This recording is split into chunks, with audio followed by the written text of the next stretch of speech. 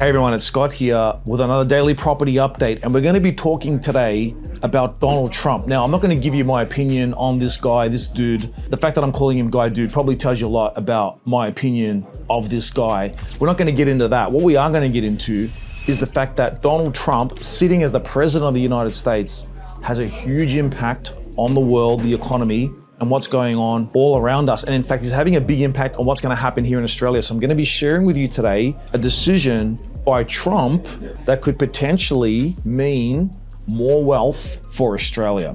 Tens of thousands of foreign workers holding U.S. visas were left scrambling over the weekend after the Trump administration announced it would charge companies $100,000 to hire non-Americans. The changes tipped to largely impact tech workers from China and India. On the streets of Mumbai, people feel the high fee could disadvantage young workers wanting to go to the US, but could ultimately benefit India.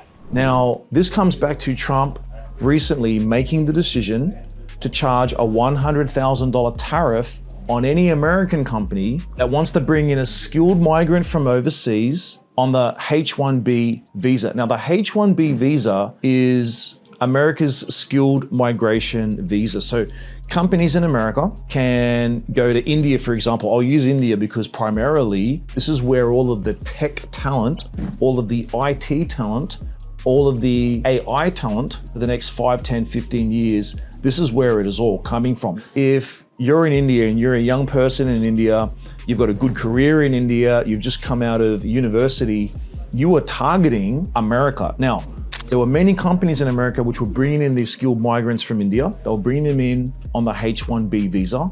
But now these companies have to pay $100,000 USD to the government as a tax for everyone that they bring in. Now, America's idea here, or Trump's idea here is, well, we want to give these jobs to Americans. At the end of the day, America and their education system and the culture there is not producing these people with these skills that don't exist in America in the numbers which America will need to dominate going forward. Because you've got to think about the world for the future. You've got to think about the world in terms of the big tech companies. Big tech companies are what are going to drive the majority of the economy going forward. Now, to drive tech, you need talent. Most of this talent is actually coming from India. Now, what this means for Australia, let's just come back to what this means for you as a property investor. Well, what it means is that if we're going to have less of this Indian talent from other places in the world as well, not just India, but if we have more of this talent not going to America, where do they want to go? Well, they want to be in liberal democracies. They want to be in those great countries. So we're talking UK, we're talking Canada, we're talking the United States, we're talking Australia. So what does this mean? It means we might see more of this talent come in from India and other parts of the world, may start targeting Australia. Now, one of the issues is that here at Australia, we have not invested in our big tech companies. I'll put up this chart so you can compare across some of these Five Eyes countries. Australia is actually not that competitive in terms of a taxation on big companies. So a lot of big companies don't want to base themselves here in Australia. They want to be based elsewhere. So look, we're going to have to see how all this plays out in terms of the next 5, 10 years. Will we have more taxes on companies? I mean, Jim Chalmers, for example, they came out of that economic forum thingo and they said, hey, we actually are thinking about adding a tax, a cash flow tax on big business. Look, we have to see what happens here, because if we make enemies of big business, if we don't have big tech here in Australia, if we don't have the high IQ levels of jobs here in Australia, then we can't continue to enhance our quality of living here, right? We can't continue to do that.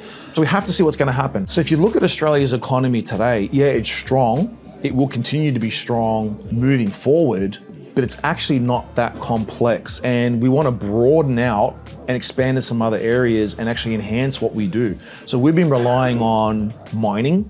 Okay, that's been a big one. Agriculture has been a big one. Education, in terms of people overseas flying in to be educated here, that is actually huge. And then everything else is really related to population expansion.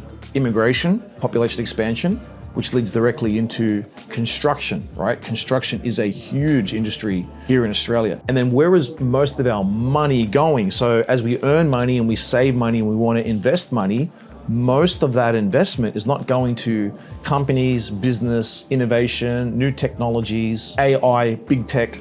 Our money's not going there to expand that and sell that to the world. most of our surplus money is actually going into the local property market. So most of our wealth is tied up in the property market, and then the rest of our money, actually, a lot of it is going offshore into offshore share markets like the S&P 500 via super and other ways. So this actually is not good for Australia.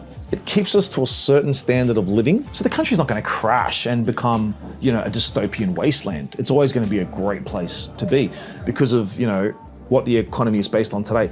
But what I'm saying is that we could be a lot stronger and a lot better if we were to expand into some of those tech areas. And that will mean we're gonna have to make Australia a very friendly place and a really great place where businesses want to come, grow, expand, and employ people. And that's gonna come back to the level of red tape, black tape, green tape that we've got. How hard is it to get set up here? And then the other one's gonna come back to taxation. I want you to just think about this for a moment, okay? You're a highly educated tech person, or you're a highly educated doctor, a specialist doctor in some specialist field, and you're gonna pay 45% tax in Australia. You can go somewhere else and pay 15% tax. Where do you wanna go and live and base your life? For Australia to be competitive, we've got to look at that. And look, I'll put up a few charts here, guys. This is the chart on the taxation. Right now, Australia is not competitive, and we will have problems with foreign direct investment. So guys, this is your daily property update. This is your 3 to 5 minute, maybe sometimes 6 or 7 minutes. This is your update every single day on the property market so that you can be a property insider. Yes, we look at property, we look at the economy, we look at all of the things that'll impact you and your wealth and your financial freedom. So if you want more information like this so you can be a property insider, please hit the like button and hit the subscribe button so you can get your update every single day. Take care, guys, and I'll see you at the next daily property update.